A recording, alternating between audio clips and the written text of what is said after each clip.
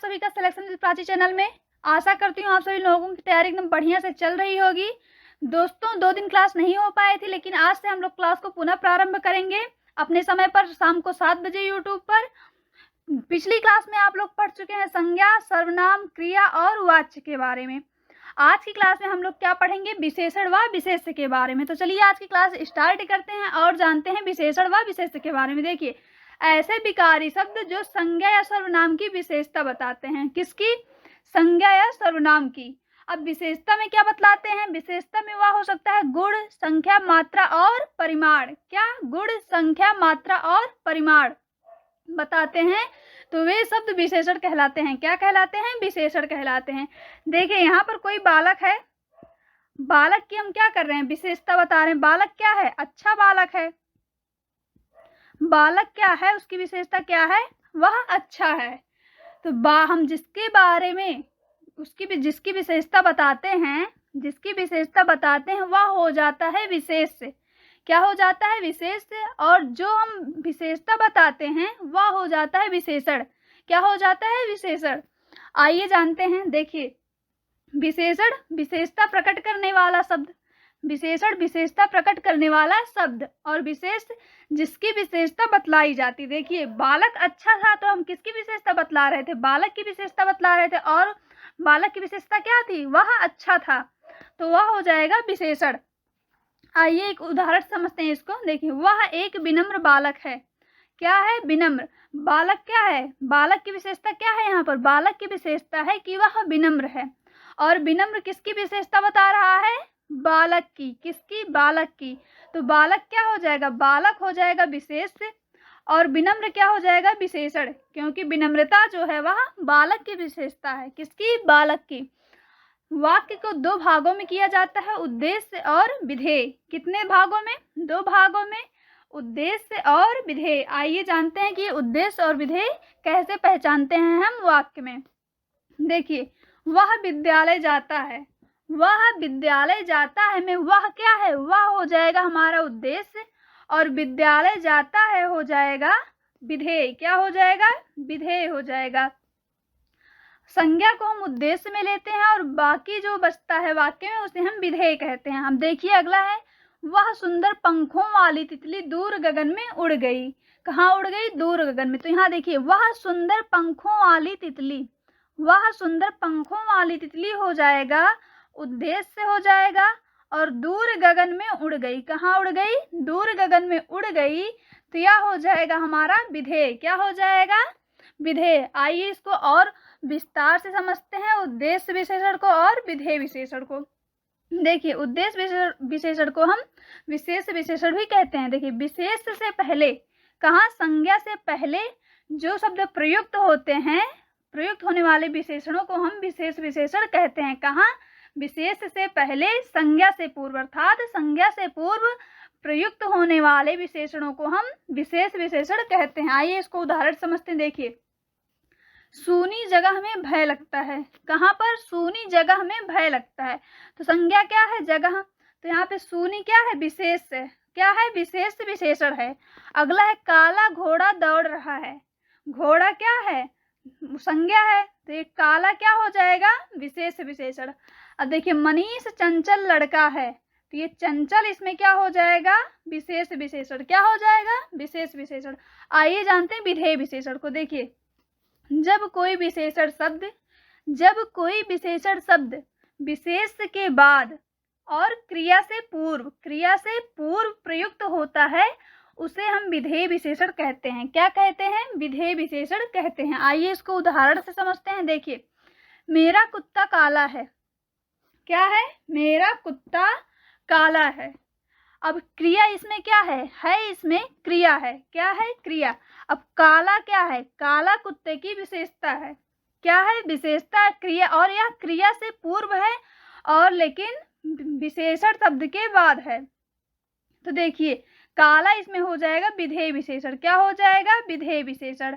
अगला है, सुनंदा बुद्धिमती है। क्या है? सुनंदा बुद्धिमती है। तो बुद्धिमती क्या हो जाएगा? विधेय विशेषण। क्या हो जाएगा? विधेय विशेषण। और क्रिया क्या है इसमें? है जो है वह क्रिया है। दीपक होशियार है। क्या है? दीपक होशियार है तो होशियार इसमें क्या हो जाएगा, विधेय विशेषण। उसकी आंखें नशीली हैं, उसकी आंखें नशीली हैं तो इसमें क्या होगा, विधेय विशेषण। बताइए आप लोग, इसको आप लोग कमेंट में करके बताइएगा कि इसमें विधेय विशेषण क्या होगा। आइए आगे जानते हैं इसके विशेषण के भेद। विशेषण के 4 भेद होते हैं। कितने भेद, 4 भेद होते हैं। गुणवाचक विशेषण, संख्यावाचक, परिमाणवाचक और सार्वनामिक विशेषण। सार्वनामिक को हम संकेतवाचक या निर्देशवाचक भी विशेषण कहते हैं।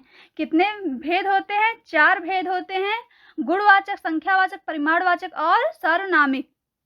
कौन कौन से, गुणवाचक, संख्यावाचक, परिमाणवाचक और सार्वनामिक विशेषण। ये 4 भेद होते हैं विशेषण के। तो आइए सभी के बारे में विस्तार रूप से जानते हैं। तो पहला जानते हैं हम गुणवाचक के बारे में। देखिए, संज्ञा या सर्वनाम शब्दों, संज्ञा या सर्वनाम शब्दों गुण दोष। देखिए, अब इसका गुणवाचक है तो जरूरी नहीं वहां पर अच्छा के बारे में ही बताया जाए, वह बुरा भी बता सकता है वहां पर। ऐसा नहीं कि गुण में सिर्फ अच्छा ही बताया जाएगा, उसमें बुरा भी बताया जाएगा। संज्ञा या सर्वनाम शब्दों गुण दोष आदि विशेषता बतलाने वाले शब्द, अर्थात जिन शब्दों के माध्यम से संज्ञा या सर्वनाम के गुण, अर्थात गुण में क्या होगा, स्वभाव, रूप, रंग, दशा आदि का बोध होता है, उसे हम गुणवाचक विशेषण कहते हैं। देखिए, ऐसे समझिए, संज्ञा या सर्वनाम शब्दों में जहाँ पर जिनके माध्यम से उसके गुण, स्वभाव, रंग, रूप, दशा आदि का बोध होता है, उसे हम गुणवाचक सर्वनाम कहते हैं। आइए इसको उदाहरण समझते हैं। देखिए, उदाहरण है, अतुल चालाक व्यक्ति है। क्या है, अतुल चालाक व्यक्ति है। तो अतुल तो व्यक्ति है, लेकिन उसमें इसका विशेषता क्या है, वह चालाक है। तो यह उसका क्या है, गुण है। चालाक उसका गुण है, तो यह हो जाएगा गुणवाचक विशेषण। अगला है, राजेश शांत बालक है।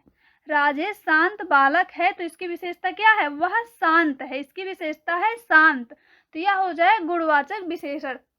देखिए, गुणवाचक विशेषण में हम यहाँ पर कई शब्दों को लेते हैं। और देखिए, गुणवाचक शब्द में अर्थ में केवल सकारात्मक विशेषता या अच्छाई नहीं होगी। मैंने आपको पहले भी तो यहाँ नकारात्मक भी लेते हैं हम। अब देखिए, गुणवाचक में क्या क्या बताएगा, गुण दोष बताएगा, आकार, प्रकार, रंग, रूप, अवस्था, स्थिति, स्वाद, गंध, स्थान, दिशा, ये सब भी बताता है। आइए इसको एक जानते हैं इसके बारे में। देखिए, आकार। अब आकार में क्या हो सकता है, नुकीला, लंबा, तिरछा, सीधा, छोटा, बड़ा, ये सब क्या हो सकते हैं, गुणवाचक विशेषण। क्या हो सकते हैं, गुणवाचक विशेषण। अब लाल, पीला, सुनहरा। देखिए, अब ये नीली कलम है, नीली कलम है, कलम की विशेषता क्या है, वह नीली है। तो यह किसमें आएगा, रंग में, किसमें, रंग बोधक में आएगा। यह गुणवाचक विशेषण के अंतर्गत रंग बोधक में आएगा। अगला है गुण में। देखिए, भला, झूठा, सच्चा, दानी, ये से विशेषण आते हैं गुण बोधक में। किसमें, गुण बोधक में। और काल में, काल अर्थात समय में, तो इसमें हो सकता है ताजा, नया, पुराना, अगला, पिछला, ये सब किसमें आएंगे, काल बोधक। गुणवाचक विशेषण में ये सब आएंगे काल बोधक के अंतर्गत। अब अगर आपसे स्थान में पूछा जाए, स्थान में बाहरी, भीतरी, देशी, ये सब हो जाएंगे स्थान बोधक। अब दशा पूछा जाए आपसे, तो देखिए, वह दुबला है, वह दुबला है, तो उसकी विशेषता क्या है, वह दुबला है। ये किसमें, दशा बोधक में जाएगा। गुणवाचक विशेषण के अंतर्गत यह दशा बोधक में जाएगा। ऐसे आपसे प्रश्न पूछा जा सकता है कि दुबला, वह दुबला है, दुबला है, वाक्य में दुबला क्या है, तो दुबला क्या है, दशा बोधक है। उसकी दशा क्या है, वह दुबला है, तो उसका दशा बोधक है, तो यह गुणवाचक विशेषण के अंतर्गत जाएगा। दिशा में आपसे पूछ सकता है, दिशा बोधक में पूर्वी, पश्चिमी, उत्तरी और दक्षिणी, ये सब आता है। अब स्वाद बोधक में होता है मीठा, नमकीन, खुशबूदार, ये सब किसमें जाएगा, स्वाद बोधक में। और अवस्था होगा। देखिए, दशा अलग है और अवस्था अलग है। अवस्था में युवा, किशोर, बुजुर्ग, ये सब आते हैं। तो ये सब हो जाएंगे किसके अंतर्गत, गुणवाचक विशेषण के अंतर्गत ये सब आते हैं। आइए आगे जानते हैं। देखिए, तुलना की दृष्टि से विशेषण की 3 अवस्था होती है। कितनी अवस्था, 3। पहला मूलावस्था, दूसरा है उत्तरावस्था, तीसरा है उत्तमावस्था। कौन सी 3 अवस्था, तुलनात्मक दृष्टि से विशेषण की 3 अवस्था होती है, मूलावस्था, उत्तरावस्था और उत्तमावस्था। आइए इन तीनों के बारे में विस्तार से जानते हैं। देखिए, मूलावस्था, जब किसी, देखिए इस अवस्था में किसी संज्ञा सर्वनाम की अन्य संज्ञा सर्वनाम के साथ तुलना नहीं होती है।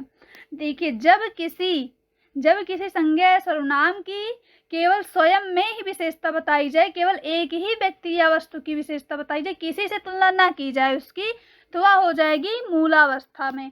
इसको उदाहरण समझते हैं। देखिए श्याम परिश्रमी है, तो यहाँ पर सिर्फ श्याम की ही विशेषता बताई जा रही है, इसकी किसी से तुलना भी नहीं किया जा रहा है, ना ही इसका सिर्फ श्याम का ही बताया जा रहा है। अब दूसरा है उसकी वाणी मधुर है।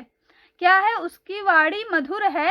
तो देखिए इसमें सिर्फ उसकी वाणी की विशेषता बताई जा रही, ना ही किसी से तुलना की जा रही, तो यह हो जाएगा मूलावस्था में। आइए अगला जानते हैं उत्तरावस्था। देखिए जहाँ दो विशेषणों में से किसी एक को अच्छा या बुरा बतलाया जाता है, वहाँ विशेषण की मध्यमा या उत्तरावस्था होती है। उत्तरावस्था को हम मध्यमा अवस्था भी कहते हैं। देखिए पहला क्या था? मूलावस्था में केवल एक ही व्यक्ति की या वस्तु की विशेषता बताई जाएगी, उसकी तुलना किसी से भी नहीं की जाएगी। लेकिन उत्तरावस्था में दो व्यक्तियों की तुलना की जाएगी, मतलब वहां पर दो विशेषों में से किसी एक को अच्छा या बुरा करके तुलना करके उन्हें बताया जाएगा। आइए इसको उदाहरण समझते हैं। देखिए राम श्याम की अपेक्षा सुंदर है। राम श्याम की अपेक्षा सुंदर है। तो देखिए यहाँ पर क्या हो, राम और श्याम में तुलना की जा रही है। क्या किया जा रहा है? राम और श्याम में तुलना किया जा रहा है। तो यहाँ पर क्या होगा? यह आ जाएगा उत्तरावस्था के अंतर्गत। किसके अंतर्गत? उत्तरावस्था के अंतर्गत। कविता सविता से अच्छी है। कविता जो है वह सविता से अच्छी है, तो यहाँ पर कविता और सविता में तुलना की जा रही है, तो यह हो जाएगा उत्तरावस्था में। आइए अगला जानते हैं। और देखिए इस अवस्था में जो है तर प्रत्यय लगाकर दर्शाया जाता है। इसे उत्तरावस्था में तर प्रत्यय, कौन सा? तर प्रत्यय। अब देखिए यहाँ पर हो जाएगा सुंदरतर, मधुरतर, अधिकतर, ये सब क्या हो जाएगा? उत्तरावस्था में इसमें तर प्रत्यय लगाकर बनाया जाता है। आइए इसकी अगली अवस्था जानते हैं, उत्तमावस्था। कौन सी? उत्तमावस्था। देखिए जहाँ किसी एक विशेषण को सबसे अधिक अच्छा या बुरा बतलाया जाए। देखिए मूलावस्था में केवल एक ही व्यक्ति का विशेषता बताई जाएगी। उत्तरावस्था में दो व्यक्तियों के अच्छाई या बुराई के बारे में उनकी तुलना की जाएगी। लेकिन उत्तमावस्था में सब में केवल एक को ही सर्वश्रेष्ठ बताया जाएगा। किसमें? सब, मतलब कई लोगों में, यहाँ पे कई वस्तुओं में, कई व्यक्तियों में एक लोगों को सर्वश्रेष्ठ बताया जाएगा, तो वहाँ पर विशेषण की उत्तमावस्था होती है। देखिए इस अवस्था में सबसे शब्द का उपयोग किया जाता है अथवा तम प्रत्यय लगाया जाता है। उत्तरावस्था में कौन सा प्रत्यय लगाया जा रहा था? उत्तरावस्था में तर प्रत्यय और उत्तमावस्था में तम प्रत्यय। आइए उसको उदाहरण समझते हैं। देखिए उदाहरण है इसका, जानवरों में शेर सबसे बलवान है। जानवरों में शेर सबसे बलवान। देखिए जानवरों में यहाँ पर कई से जानवर आ गए, और शेर किसको? शेर को यहाँ पर सर्वश्रेष्ठ बताया जा रहा है, सबसे बलवान, तो यह हो जाएगी उत्तमावस्था। अगला है कवियों में कालिदास श्रेष्ठतम कवि हैं। कवियों में यहाँ पर कई कवि के बारे में बात किया जा रहा है, और श्रेष्ठतम अर्थात कालिदास जी को ही श्रेष्ठतम कवि बताया जा रहा है, तो यहाँ पर एक को ही सर्वश्रेष्ठ बताया जाएगा, तो वह हो जाएगा उत्तमावस्था। तो यहाँ तक आपने पढ़ लिया विशेषण का पहला गुणवाचक विशेषण। आइए दूसरा पढ़ते हैं संख्यावाचक विशेषण के बारे में। देखिए जो विशेषण किसी व्यक्ति, प्राणी अथवा वस्तु की, जो विशेषण किसी व्यक्ति, प्राणी अथवा वस्तु की संज्ञा या सर्वनाम संख्या से संबंधित विशेषता का बोध कराते हैं। किससे? देखिए संख्यावाचक है, तो यहाँ पर संख्या से संबंधित का बोध कराते हैं, उसे हम संख्यावाचक विशेषण कहते हैं। क्या कहते हैं? संख्यावाचक विशेषण। आइए इसको उदाहरण से जानते हैं। देखिए उदाहरण है यहाँ पर, मोहन ने 4 दर्जन केले लिए। कितने दर्जन? 4। 4 क्या है? संख्या का बोध करा रहा है। क्या करा रहा है? संख्या का बोध करा रहा है। अगला है कक्षा में 60 छात्र पढ़ते हैं। कितने? 60 छात्र पढ़ते हैं, तो 60 यहाँ पर क्या कर रहा है? हमें संख्या का बोध करा रहा है, तो यह हो जाएगा संख्यावाचक विशेषण। जहां पर आपको संख्या का बोध होता हुआ मिले वाक्य में, वहां पर हो जाएगा संख्यावाचक विशेषण। देखिए संख्यावाचक विशेषण को 2 भागों में विभक्ति किया गया है। कितने? 2 भागों में। पहला है निश्चित संख्यावाचक विशेषण और दूसरा है अनिश्चित संख्यावाचक विशेषण। आइए हम जानते हैं पहले निश्चित संख्यावाचक विशेषण के बारे में। देखिए जो विशेषण अपने विशेष की निश्चित संख्या का बोध कराते हैं। कौन सी? देखिए अभी संख्यावाचक है, तो इसमें संख्या क्या है? बोध होगा। अब लेकिन इसमें निश्चित और अनिश्चित संख्या का भी बोध हो सकता है। जो विशेषण निश्चित संख्या का बोध कराएंगे वह हो जाएगा निश्चित संख्यावाचक। निश्चित संख्यावाचक के 5 उपभेद होते हैं। कौन कौन से? गणनावाचक, क्रमवाचक, आवृत्तिवाचक, समुदाय या समुच्चयवाचक और विभागवाचक। कितने होते हैं? 5 उपभेद होते हैं। गणनावाचक, क्रमवाचक, आवृत्तिवाचक, समुदाय, समुच्चयवाचक, प्रत्येक या विभागवाचक। आप लोग ऐसे 5 बार पढ़िएगा, ये आपको याद हो जाएगा। देखिए, गणनावाचक, क्रमवाचक, आवृत्तिवाचक, समुदायवाचक और विभागवाचक। आइए इन सभी के बारे में विस्तार रूप से जानते हैं। देखिए, पहला है गणनावाचक। तो देखिए, ऐसे संख्यावाचक विशेषण जो किसी संज्ञा या सर्वनाम की गिनती, गणना का बोध कराते। गणना से आप यहाँ समझ सकते हैं, जब हम किसी चीज की गणना करते हैं अर्थात काउंटिंग, गिनती करते हैं, तो वह हो जाएगा गणनावाचक वो हो जाएगा। आइए इसको उदाहरण समझते हैं। देखिए, उदाहरण है इसका 2, 5, 16 ये सब हो जाएंगे। जैसे मैंने कहा 2, यह कितना है? यह 2 है। तो यहाँ पे मैंने गणना करके ही तो जाना कि यह 2 है, तो यह हो जाएगा गणनावाचक विशेषण में। इसके भी 2 भेद होते हैं। इसका होता है उपभेद 2, पूर्णांक और अपूर्णांक। पूर्णांक अर्थात पूर्ण संख्या, जैसे 18, 3, 13, 35 ये सब किस में आ जाएगा? 4, 5 ये सब पूर्णांक में आ जाएगा, पूर्ण संख्या। और दूसरा उपभेद है इसका अपूर्णांक अर्थात अपूर्ण संख्या। अपूर्ण संख्या में क्या आ जाएगा? पौने, सवा, साढ़े, डेढ़ ये सब क्या आ जाएगा? ढाई ये सब किस में आ जाएगा? अपूर्ण संख्या में। गणनावाचक के 2 उपभेद होते हैं। देखिए, गणनावाचक ऐसा संख्यावाचक विशेषण जिसकी हम गणना का बोध कराए तो हो जाएगा गणनावाचक। इसके 2 उपभेद होते हैं, पूर्णांक और अपूर्णांक। पूर्णांक में आप पूर्ण संख्या जानते हैं, 18, 3, 13, 5 ये सब किस में आ जाएगा? पूर्णांक संख्या में। और दूसरा होता है अपूर्णांक। क्या? अपूर्ण संख्या, जैसे 3.5, पौने, सवा 2, डेढ़, ढाई ये सब किस में आ जाएगा? अपूर्णांक में। अब इसका आइए जानते हैं। पहला हम लोग जान ले गणनावाचक, दूसरा जानते हैं क्रमवाचक, फिर तीसरा जानेंगे आवृत्तिवाचक के बारे में। तो आइए इसका दूसरा जानते हैं क्रमवाचक के बारे में। देखिए, ऐसे संख्यावाचक विशेषण जो किसी संज्ञा सर्वनाम के क्रम का बोध कराएं। किसके? क्रम का। अर्थात देखिए, यहाँ पर ये है लाइन है, समझ लीजिए ये। तो यहाँ पे ये क्या है? ये पहला है, ये दूसरा है, ये तीसरा है। तो यह हम क्या कर रहे हैं? क्रम से देख रहे हैं ना, ये पहला, दूसरा, तीसरा। तो यह किसका बोध करा रहा है?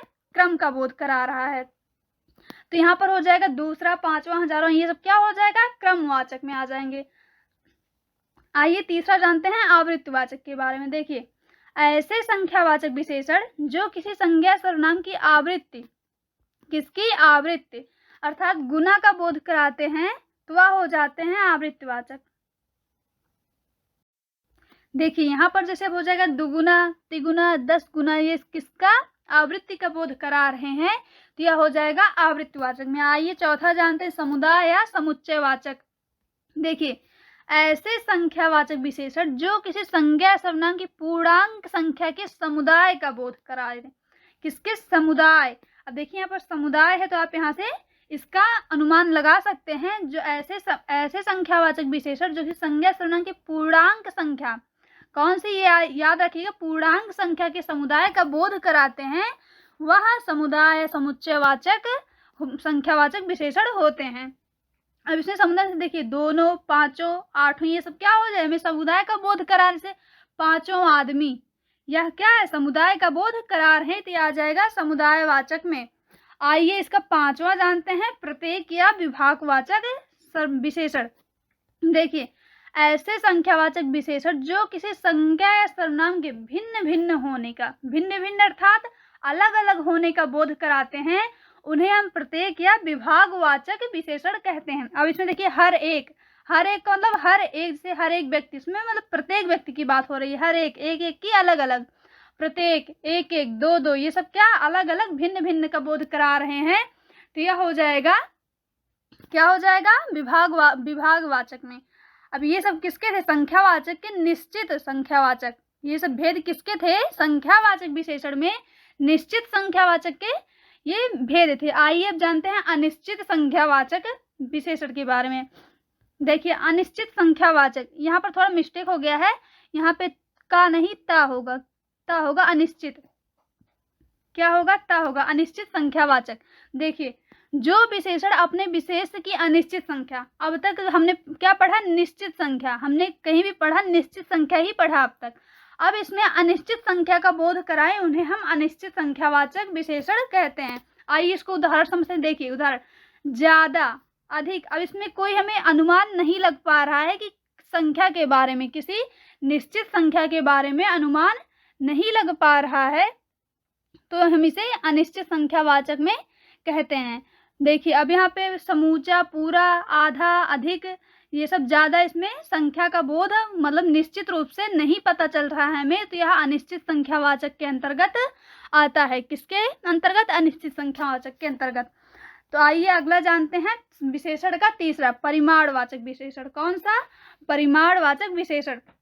देखिए, ऐसे संख्यावाचक विशेषण जो किसी संज्ञा सर्वनाम की परिमाण अर्थात माप या तौल, मात्रा का बोध कराते हैं। ऐसे संख्यावाचक विशेषण जो किसी संज्ञा सर्वनाम की माप, तौल या मात्रा का बोध कराते हैं, उन्हें हम परिमाणवाचक विशेषण कहते हैं। अब देखिए मात्रा, इसमें 4 लीटर, 10 एकड़, जरा, ये सब ना, 2 लीटर, ये सब किस में आएगा? मात्रा। किसका बोध करा रहे हैं? मात्रा या माप तौल का। इसको भी 2 भागों में विभक्त किया गया है। इसके भी 2 उपभेद होते हैं। कौन कौन सा? पहला होता है निश्चित। कौन सा? निश्चित परिमाणवाचक। देखिए, जिन परिमाणवाचक विशेषण शब्दों से संज्ञा सर्वनाम के परिमाण का निश्चित बोध हो, कितना निश्चित बोध हो, उन्हें हम क्या कहेंगे? निश्चित परिमाण। देखिए मैंने 2 लीटर बोल दिया, क्या हो जाएगा? निश्चित। कितना निश्चित बोध, निश्चितता का बोध करा रहे हैं, तो यह हो जाएगा निश्चित परिमाणवाचक। अगला है अनिश्चित परिमाणवाचक। जिन परिमाणवाचक विशेषण शब्दों से संज्ञा सर्वनाम के परिमाण का अनिश्चित बोध होता है, अनिश्चितता का बोध हो, तो वहां पर क्या हो जाएगा? अनिश्चित परिमाणवाचक। अब देखिए, अगर आप कुछ भी लाते हैं बाजार से, वह तौल कर लाते हैं।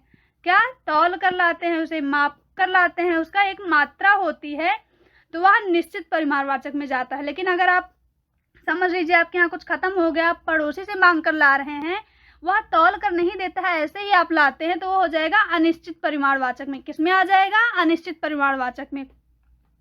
आइए विशेषण का चौथा उपभेद जानते हैं। आपने विशेषण का पढ़ लिया, गुणवाचक विशेषण, संख्यावाचक, परिमाणवाचक, और चौथा पढ़ते हैं सार्वनामिक विशेषण। कौन सा? सार्वनामिक विशेषण। देखिए, सार्वनामिक विशेषण को हम और क्या क्या कहते हैं? संकेतवाचक या निर्देशवाचक विशेषण भी जानते हैं हम। देखिए, वे विशेषण जो सर्वनामों से निर्मित होते हैं। किससे? सर्वनाम से निर्मित होते हैं, अर्थात जब सर्वनाम शब्द संज्ञा के साथ वाक्य में प्रयुक्त होते हैं, उन्हें हम सार्वनामिक विशेषण कहते हैं। किससे निर्मित होते हैं? वो सर्वनाम से निर्मित होते हैं और संज्ञा के साथ शब्द में प्रयुक्त होते हैं, उन्हें हम सार्वनामिक विशेषण कहते हैं। आइए इसको उदाहरण से जानते हैं। देखिए, कितनी शक्कर लाए, कितनी शक्कर लाए। शक्कर क्या है? शक्कर संज्ञा है। कितनी क्या है? सर्वनाम से बना है। ये किससे बना है? सर्वनाम से बना है, तो यह हो जाएगा, ये प्रश्नवाचक सर्वनाम के अंतर्गत आएगा। किसके अंतर्गत? प्रश्नवाचक सर्वनाम के अंतर्गत। तो कितनी क्या हो जाएगा? सर्वनामिक विशेषण। वह बालिका पढ़ाई कर रही है। क्या कर रही है? वह बालिका पढ़ाई क्या कर रही है। वह क्या है? सर्वनाम है। वह क्या है? सर्वनाम है। और बालिका क्या है? बालिका जो है वह संज्ञा है, और संज्ञा के साथ सर्वनाम वाक्य में प्रयुक्त हो रहा है, तो वह हो जाएगा सार्वनामिक विशेषण। अगला है, यह बच्चा बहुत भोला है। यह बच्चा बहुत भोला है। तो बच्चा क्या है? यहाँ पर संज्ञा है, और यह क्या हो जाएगा? सार्वनामिक विशेषण। यह क्या है? सर्वनाम से निर्मित है, तो यह हो जाएगा सार्वनामिक विशेषण। आपने विशेषण और विशेष्य के बारे में इस क्लास में जाना। विशेषण के 4 भेद होते हैं: गुणवाचक विशेषण, संख्यावाचक, परिमाणवाचक और सार्वनामिक। गुणवाचक में हो सकता है सकारात्मक और नकारात्मक विशेषता दोनों वह बताता है। इसमें से गुण दोष बोधक हो जाता, आकार, रंग, स्वाद, दिशा, दशा, अवस्था, ये सब होता है। और से मूल अवस्था आपने जाना, मूल अवस्था में किसी एक व्यक्ति की ही विशेषता बताई जाएगी। उत्तरावस्था में 2 व्यक्तियों की तुलना करके बताई जाएगी, और उत्तमावस्था में किसी एक व्यक्ति को या वस्तु को सर्वश्रेष्ठ बताया जाएगा। ये सब आपकी आज की क्लास में आपने जाना। मिलते हैं आप लोगों से नेक्स्ट क्लास में। तब तक के लिए आप लोग वीडियो को देखते रहिएगा और ज़्यादा से ज़्यादा लाइक और शेयर करिएगा, और चैनल को सब्सक्राइब करना मत भूलिएगा। मिलते हैं आप लोगों से नेक्स्ट क्लास में। बहुत बहुत धन्यवाद।